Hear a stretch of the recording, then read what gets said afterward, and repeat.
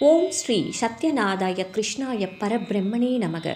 கார்த்திக புராணம் முதல் அத்தியாயம்.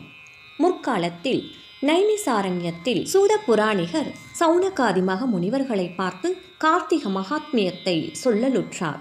ஒரு நாள் திரிலோக சஞ்சாரியான நாரத முனிவர் ஸ்வர்கலோகத்தில் உள்ள பாரிஜாத மலரை எடுத்துக்கொண்டு துவாரகாபுரியை அடைந்து கிருஷ்ண பரமாத்மாவிடம் அம்மலரை சமர்ப்பிக்க அதை கண்ணன் ருக்மிணி தேவியிடம் கொடுத்ததை அறிந்த சத்யபாமை மனம் சகிக்காதவளாகி ஸ்ரீ கிருஷ்ண பரமாத்மாவிடம் பாரிஜாத மலரை புஷ்பிக்கின்ற கற்பக விருட்சமே தனது உத்தியான வனத்தில் இருக்க வேண்டும் என்று கேட்டு அதன்படியே பகவான் அனுகிரகிக்க மிகவும் சந்தோஷமடைந்த சத்யபாமை தனது நாயகரான கிருஷ்ணமூர்த்தியை நோக்கி சொல்லுகிறாள். ஹே கிருஷ்ணா, நான் பூர்வ ஜென்மத்தில் செய்த புண்ணிய விசேஷத்தினால் புருஷோத்தமரான தங்களையே நாயகனாக அடைந்தேன். என் மாதா பிதாக்களும் என்னை பெற்ற பாகிய விசேஷத்தினால் 3 உலகங்களிலும் கீர்த்தி பெற்றார்கள்.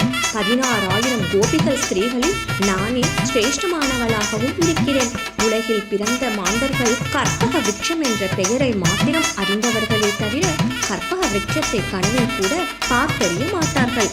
அப்பேற்பட்ட மகிமை பொருந்திய கற்பக விருட்சம் எனது இல்லத்திலேயே இருக்கின்றது. ஸ்வர்க, மத்திய, பாதாளம் என்ற 3 உலகங்களுக்கும் நாயகராகவும் சாட்சாத் ஜெகன்மாதாவான ஸ்ரீ லக்ஷ்மி தேவிக்கு பத்தியான ஸ்ரீமன் நாராயண மூர்த்தி ஆகிய தங்களுக்கு மிகவும் பிரியமானவளாக இருக்கிறேன்.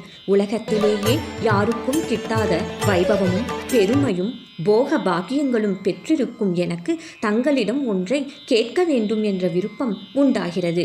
அதாவது, நான் இப்பேற்பட்ட சௌபாகியங்களை அடைய பெற்ற காரணம் யாது? எனது பூர்வ ஜென்ம விருத்தாந்தம் என்ன? என்னால் செய்யப்பட்ட பூர்வ புண்ணிய விசேஷங்கள் யாவை என்பதை விஸ்தாரமாக தெரிவிக்க வேண்டும். ஏனெனில் எனது பூர்வ ஜென்ம விருத்தாந்தத்தை அறிந்து இப்பிறவியிலும் நான் அவ்வாறே சத்கர்மாக்களை செய்து இனிவரும் பிறவியிலும் தங்களையே நாயகனாக அடையும் பாக்கியத்தை பெற வேண்டும் என்ற காரணத்தை கூறி பகவானை பிரார்த்திக்க கண்ணபிரான் புன்சிரிப்புடன் சத்யபாமையின் கையை தனது கரத்தினால் பற்றி கொண்டு மிக்க உல்லாசமாக நடந்து கொண்டு நந்தனச்சோலையில் கற்பக விருட்சத்தின் அடியில் அமர்ந்து சத்யபாமையை நோக்கி சொல்லலானார். ஓ பாமையே, பூர்வத்தில் நாரத முனிவர் பிருது மகாராஜாவுக்கு உரைத்த கார்த்திக மகாத்மியத்தை நீ கேட்ட கேள்விகளுக்கு பதில் சொல்லப்பட்டிருக்கிறது. என்றாலும் உனக்காக இப்பொழுது மறுபடியும் விஸ்தாரமாக சொல்கிறேன், கேட்பாயாக என்று பகவான் சத்யபாமையிடம் கார்த்திக மகாத்மியத்தை சொல்ல தொடங்கினார்.